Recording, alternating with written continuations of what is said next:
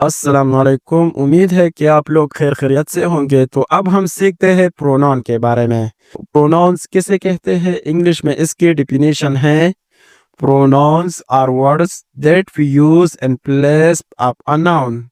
इसका मतलब यह है कि प्रोनाउंस उन अल्फाजों को कहते हैं, वो अल्फाज जो हम नाउन की जगह पर इस्तेमाल करते हैं।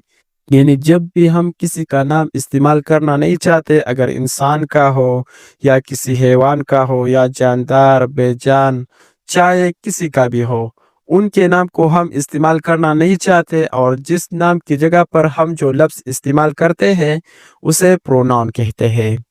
For example, I, we, you, they, he, she, it।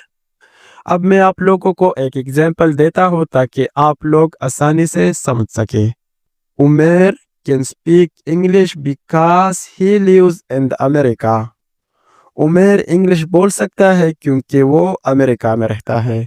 तो इस सेंटेंस में उमेर एक नाउन है, यानी एक नाम है, और बिकॉज के बाद दूसरा सेंटेंस शुरू होता है। तो बिकॉज के बाद ही आया है।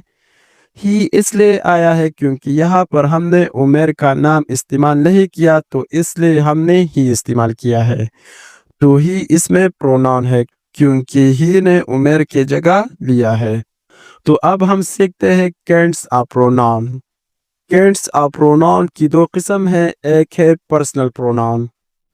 पर्सनल प्रोनाउन किसे कहते हैं? पर्सनल प्रोनाउन जो आप स्क्रीन पर देख सकते हैं, I, we, you, they, he, she, it, इसे कहते हैं पर्सनल प्रोनाउन। इसे पर्सनल प्रोनाउन इसलिए कहते हैं क्योंकि ये किसी शख्स के लिए इस्तेमाल होती है, यानी मेरे लिए, आपके लिए, इसी तरह सबके लिए इस्तेमाल होती है।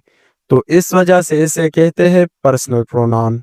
पर्सनल का मतलब ज़ात, यानी ज़ात के लिए इस्तेमाल होती है, लेकिन पर्सनल प्रोनाउन में हम तीन अहम चीज़ें पहचानेंगे: first person pronoun, second person pronoun और थर्ड पर्सन प्रोनाउन। लेकिन ये इसमें कौन कौन से हैं? आई और वी, ये दोनों फर्स्ट पर्सन प्रोनाउन है, और इसके बाद यू सिर्फ सेकंड पर्सन प्रोनाउन है, और इसके बाद दे, ही, शी, एट, इसे थर्ड पर्सन प्रोनाउन कहते हैं। लेकिन अब हम ये सीखते हैं कि फर्स्ट पर्सन प्रोनाउन किसे कहते हैं और इसका काम क्या है।